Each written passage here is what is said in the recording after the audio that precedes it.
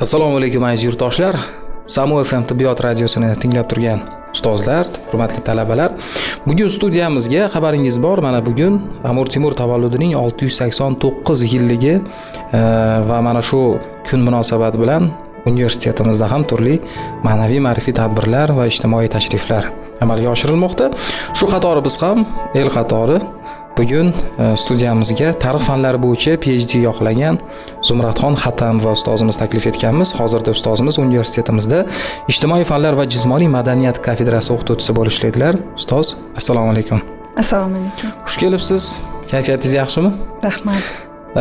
Men siz haqingizda juda ko'p ma'lumotlarga egaman.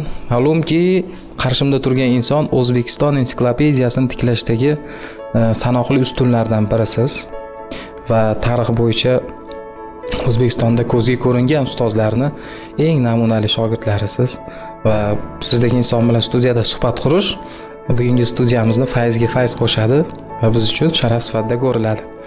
Bugungi mavzuyimiz yuqorida aytdim, tarixda Amir Temurning o'rni haqida gaplashsak. Ustoz o'zi Amir Temur kim? Tarixda nimalar qilgan? Yoshlarga oddiy, sodda va motivatsiya bo'ladigan tarixdagi o'sha ma'lumotlarni bizga bersangiz.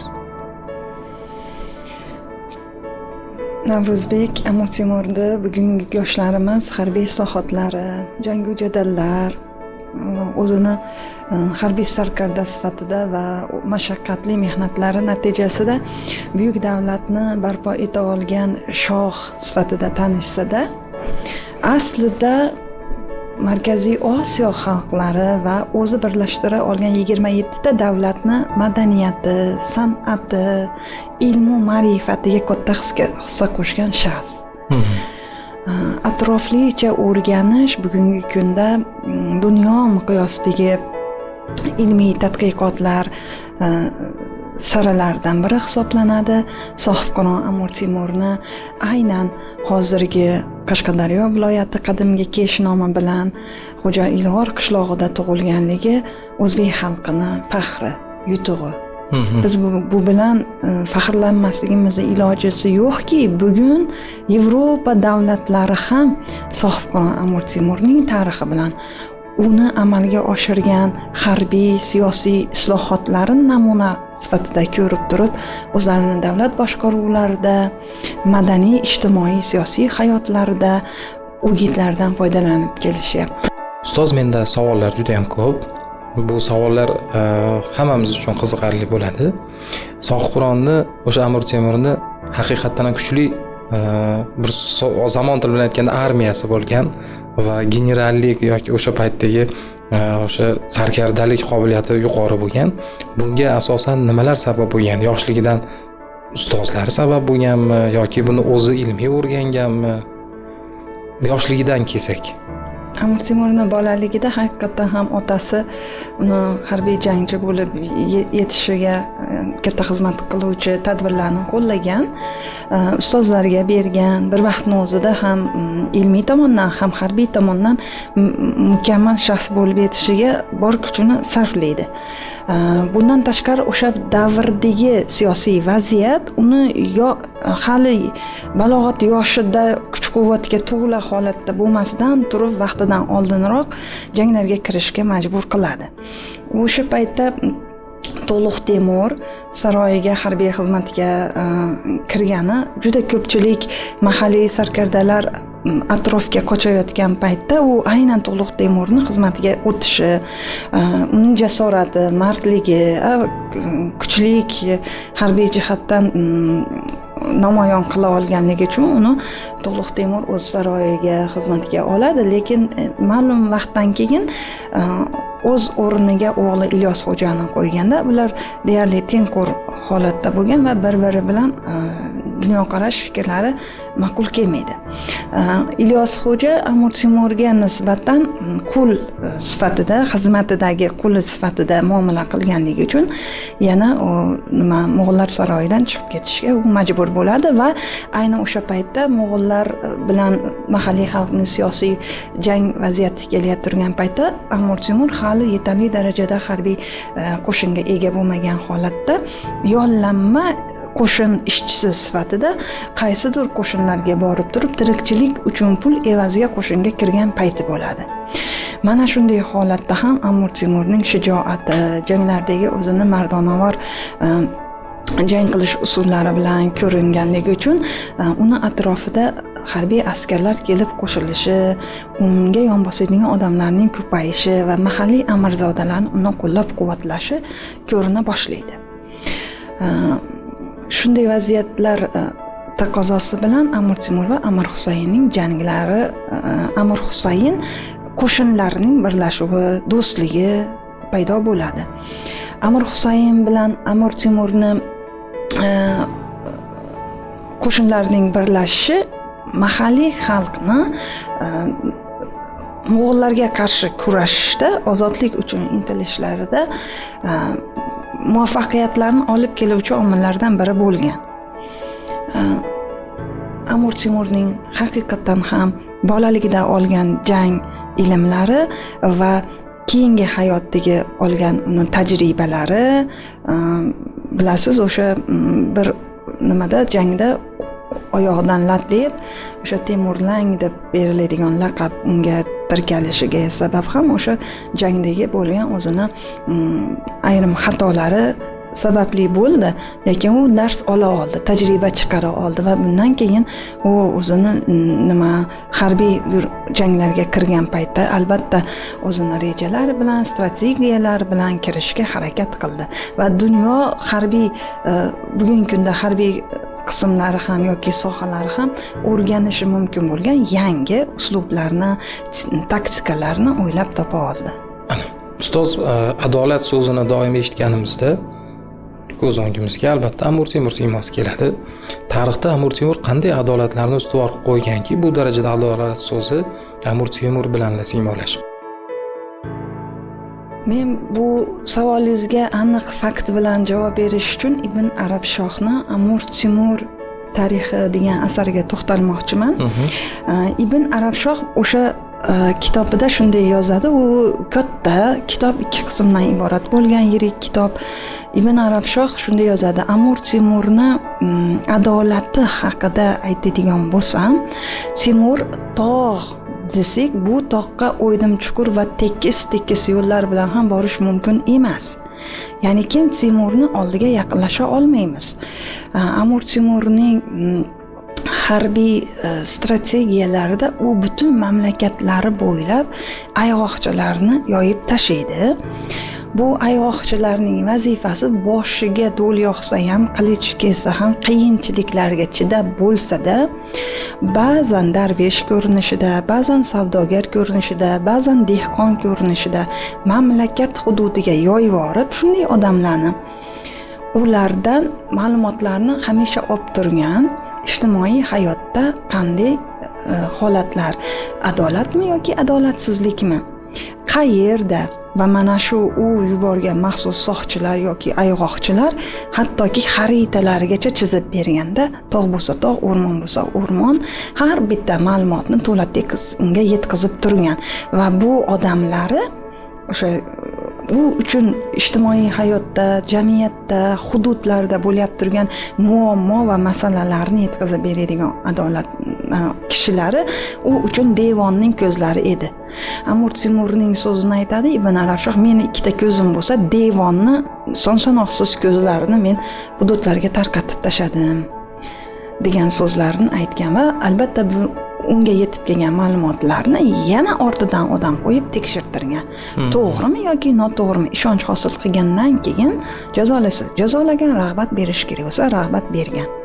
Mana shuning uchun ham u mamlakatda haqiqatan adolatni tiklay oldi. Chunki biz bilamiz, Buyuk Ipak yo'lini eng gullab yashnagan davri Amir Temurning hukmdorligi paytiga to'g'ri keladi va mamlakatlarimning sarhadlarini u chetidan bu chetiga bir yosh bolakayni boshiga oltin to'la tovoqni qo'yib yurgizdirsiz, birorta ham oltin tanga yo'qolmaydi deydi. Ishonch bilan aytyapti Temur tuzuklarida sohib Qur'onning o'zi. Nima uchun bunga intildi va erisha oldi Amir Temur? Agar Amir Temurning hududlarida karvonlarga nisbatan qaroqchilik sodir bo'lsa, Amir Temurning nafaqat siyosiy, balki uni shaxsiy fazilatlariga ham putur yetishi mumkin. 27 ta mamlakatda karvonlar Xitoydan Yevropaga ketayotgan bo'lsa, Temur hududidan faqat bittagina joyda 27 ta joyda bo'lishi kerak aslida, lekin Temurga tegishli bo'lgan bittagina joyda boj to'lab o'tishyapti. Bu savdo uchun yengillik. Bundan tashqari qaroqchilar yo'qoldi. Bu ham savdoni gullab yashnasi, qayerdagi savdo gullab yashnasa o'sha yerda obodonlashlik, bunyodkorchiliklar rivojlanyapti. Endi Amir Temurni qanday qilib erishdi bunga desangiz, Temur shunday buyruq bergan ekan: agar qaysi bir hududda qaroqchilik karvonlarga nisbatanmi, odamlarga nisbatan sodir bo'lsa, o'sha hududda hokimlari oila a'zolari bilan tanasidan judo qilsin boshi. Bu buyruqqa kim bo'ysunmasa, haqiqatan ham shuni amalga oshirgan ekan qattiqqo'llik bilan. Buning uchun endi nimaga bunday deb o'ylaysiz, hokimlar deb o'ylaysiz desa, o'sha hududda rahbari har bitta bo'lib turgan yaxshilikdan ham yomonlikdan ham xabari bo'ladi, yoki bo'lmasam o'zi bilib turib indamasdan uni qo'llab-quvvatlayotgan ma'noni keltiradi. Shuning uchun ham har bitta hududdagi tuman, shahar, viloyat hokimlari Temurni qahridan qo'rqib ham qaroqchilarga ish topib bergan ekan, askarlikka yo'llashga harakat qilgan ekan. Haqiqatan ham shu ishi bilan ular qo'lga tushib qolsa, o'g'irlik yoki qabihlik, adolatsizlik bilan qo'lga tushib qolsa, nihoyatda qattiq jazolashga harakat qilishgan ekan. Shuning uchun ham Amir Temurda haqiqatan ham adolat nuqtai nazardan mezonlarni teng ushlaganligini dalillovchi manbalar yetarlicha. Juda ham soz. Ustoz, mana biz hozir tibbiyot universitetidamiz. Amir Temur tarixda tibbiyot bilan bog'liq qandaydir hodisa, voqealar haqida biron manbalar keltirib bera olasizmi? Amir Temurning tarixi haqida, shaxsiy hayotidan tibbiyotga oid bo'lgan ma'lumotlarni keltirib o'tmoqchiman. Sohibqironni shunday odati bo'lgan, bu hammaga ma'lum. Agarda u qalbiga g'ashlik kelib qolsa yoki bo'lmasam oldiga reja qo'ygan bo'lsa, harbiy yurishlardan oldinmi albatta Qur'on tilovat qilgan. Va Qur'on oyatlarida hadislarga ham ko'ra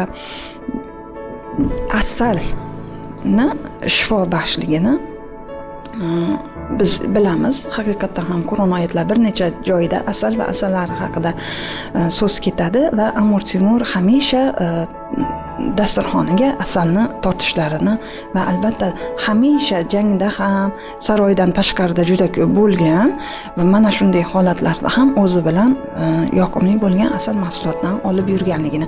Bu qaysi manbaga asosan desangiz, Al-Xavofiyning Mujmali Fasihiy asari va Marsel Brion'ni biz bilamiz. Bu tarixiy roman yozuvchilardan Amir Temur haqida nihoyatda mashhur bo'lgan Sohibqiron Amir Temur nomli asarini yozgan. Badiiylashtirilgan bo'lsa ham, lekin uni ichidagi voqealar ma'lum ma'noda tarixiy faktlarga asoslangan va u Amir Temur o'zi bilan ko'chma masjid olib yurishini va hamisha asalni olib yurishini aytib o'tadi. Sihat salomatligini saqlash maqsadida ekanligini ham u misollar bilan keltirib o'tadi.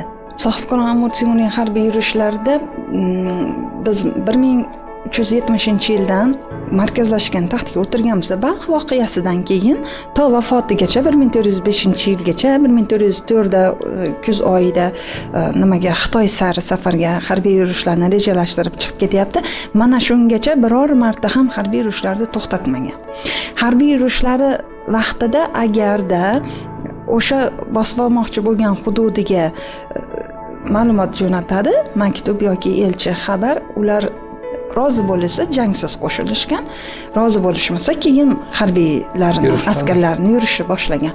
Endi Sohibqiron Amir Temurni shu Xitoyga safari nimasida kuz paytida mashvarat o'tkazganda, u mashvarat a'zolari qishda hech bo'lmasam o'tkazib olishni maslahat berishadi. Sohibqiron Amir Temur bunga rozi bo'lmaydi va ular o'tirorga yetganda nihoyatda qalinlikda qor yog'adi.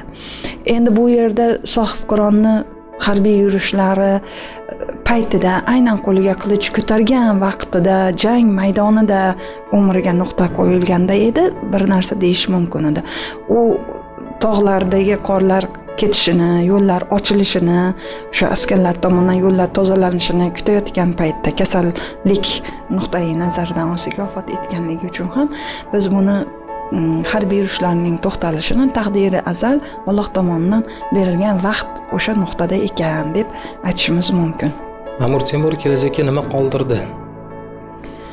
Amir Temur kelajakka nihoyatda o'ylantiruvchi savol. Agarda bugun yoshlarimiz yoki o'sha kelajak yoshlarimiz Amir Temur tomonidan barpo etilgan mamlakat tarixini o'rgansalar, qadriga yetsalar, u yozib qoldirgan noyob manba Temur tuzuklarini hayotlarida, faoliyatlarida ishlatsalar, amaliy qo'llasalar, buyuk narsa qoldirdi. Agar biz buni ochmasak, tarixda o'rganmasak, Temur tuzuklarida o'qib, hayotimizda ishlatmasak, biz uchun u hech narsa qoldirdi. Biz bugun Amir Temur yurtimizda tug'ilgan, bizni bobomizni faxrlanishimizdan qanday foyda bor agar biz unga munosib farzand bo'lmasak? U yurgan shiddatga, u yurgan adolatga biz ham amal qilmasak. Shuning uchun ham albatta biz u tarixda chuqur o'rgansakkina buyuk davlat qoldirdi. Buyuklik qoldirdi biz uchun. Ustoz, yana bir savol. Qahramonimizni o'rganmoqchi bo'lsak, adabiyotlari yetarli, lekin to'g'ri yo'l bilan, aniqroq faktlar bilan qanday o'rgansak bo'ladi? Qaysi adabiyotlarni tavsiya qilasiz? Yoshlarimiz nuqtai nazaridan bo'lsa, sohibqiron Amir Temurning tarixiga oid bo'lgan badiiy romanlar bor. Muhammad Alining Sarbadorlar asari yoki bo'lmasa Buyuk saltanat nomli romani bor. Aynan Muhammad Alini intervyularini kuzatganimda shunday degan: Sarbadorlar asarini va Buyuk saltanat asarini yozayotganimda menga eng yordam bergan ilmiy ish bu Mujmaliy Fasihiy kitobi. Mujmaliy Fasihiy kitobi Fasih Havafiy tomonidan arab tilida yozilgan, Amir Temurning tarixchisi bo'lgan. Mana shu asarni o'zbek olimasi akademik Dilorom Yusupova tomonidan o'zbek tiliga tarjima qilinganligiga ishora berib turib, Muhammad Ali shunday deydi: bu asarda tarjimada Dilorom Yusupova tomonidan amalga oshirilgan tarjimada har bitta voqealar yilma-yil berilgan. Sohibqironning aniq tug'ilgan yili, aniq taxtga o'tirgani, aniq 3 yillik urushi, 5 yillik, 7 yillik urushlari yoki bo'lmasam Xorazmga nisbatan bo'lgan yurishlarning barchasi faktlar bilan yilma-yil berilgan va biz bemalol qo'rqmasdan olib foydalanishimiz mumkin deb. Bundan tashqari Abdurazzoq Samarqandiy degan olimimiz bo'lgan, u kishi ham Amir Temurning aynan Temur va Temuriylar davriga oid bo'lgan Majmai Bahrayn Saddai ikki dengizning qo'shilishi deb nomlangan o'zbek tiliga tarjimasida mana shu asar ham nihoyatda qimmatli va Amir Temur tarixini haqiqiy faktlar asosida o'z davrining ishonchli manbasi sifatida e'tirof etiladi. Yana bir savol. Deylik, Amir Temurni juda ham yirik askarlari, bir so'z bilan aytganda armiyasi bo'lgan. Endi o'sha paytda ham maosh to'lash masalalari qay tartibda bo'lgan?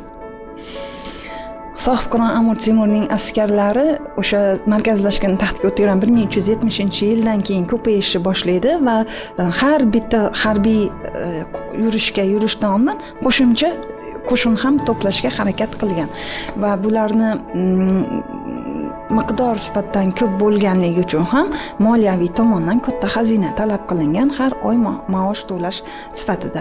Va Amir Temurning buyrug'iga binoan agar askar o'zini oti bilan kelib safga qo'shilsa, otining bozordagi narxi necha pul bo'lsa, shuncha oylik olgan. Va Amir Temurning askarlarida shunday odat bo'lgan, ikkita ot bilan birga yurish, birinchisi charchab qolsa, ikkinchisiga sakrab o'tib olib dam beradi va unisi charchab qolsa, bir almashib olish holat bo'lgan. Ikkita ot bilan safarga kirgan askarga o'zini oti bilan kirgan bo'lsa, ikkita otini maoshini to'lagan. Piyoda askarlarga qanday bo'lgan desangiz, piyoda askarlarga bir qop guruch narxi bilan bozordagi guruch narxi ayni vaqtda necha pul bo'lsa, bir qop guruch shuncha maosh bergan. Bundan tashqari askarlarni o'zi bilan olib yursa, jang bo'lsa bo'lmasa, o'sha kuni damda bo'lishsa ham yoki safar yo'liga yurgan bo'lishsa ham ularni taomlanish hodisalari Amir Temurning xazinasi moliyaviy tomonidan amalga oshirilgan va askarni masalan suyuq ovqat bo'lsa qo'yadigan idishi doim birga yurgan o'zi bilan. Men ko'pincha talabalarga shu qanday qilib o'zi bilan birga olib yurgan desangiz, javob topish uchun ular intilishadi, qidirishadi, manbalarda o'zlari so'rashadi va buni aniq javobi shunday bo'lgan ekanki, buni ham shu Muhammad Alini badiiy romanidan bilamiz, Sarbadorlardan. Ular boshiga kiyib olgan temir dubulg'asini shundoq teskarisini qilib turib, borib qozondonda ovqatni sog'izdirib, o'shanda yeyishlari mumkin bo'lgan ekan. Endi bu haqiqatdan ham aniq fakt asosidami deb tarixiy manbalarni nima qilsak, sohibqiron Amir Temurning Temur tuzuklarida chiqmadi bu. Ibn Arab Shohning Amir Temur tarixidan chiqmadi. Mujmaliy fasihiy asarda ham chiqmadi. Temur tarixi bo'yicha yana bir mukammal manba Zafarnomada shu yozilgan ekan.